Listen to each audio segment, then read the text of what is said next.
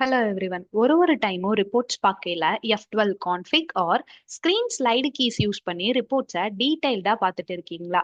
அதுவே ஒன்ஸ் நீங்க கான்ஃபிக் பண்ண ரிப்போர்ட்டை ஸ்டாண்டர்டா எனி டைம் வியூ பண்ற மாதிரி இருந்தா ஈஸியா இருக்கும் இல்லையா?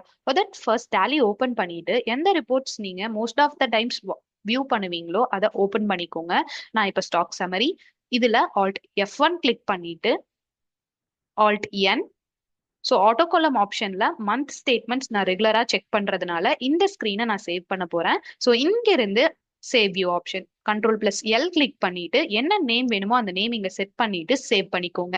ஸோ இப்போ என்ன ஆயிருக்கும் அப்படின்னா நீங்க எனி டைம் எந்த ரிப்போர்ட்ல இருந்து வேணாலும் Alt+G கிளிக் பண்ணி கோ டுல சேவ்டு வியூ ஹெட்டிங்க்கு கீழே பாத்தீங்கன்னா நீங்க சேவ் பண்ண ரிப்போர்ட் இருக்கும். ஸோ ஜஸ்ட் இதை ஓபன் பண்ணாலே உங்களுக்கு இந்த மாதிரி எடுத்துட்டு வந்துரும். Hope everyone liked this tip. Follow and tap the bell icon for 365 days continuous tally tips. Thank you.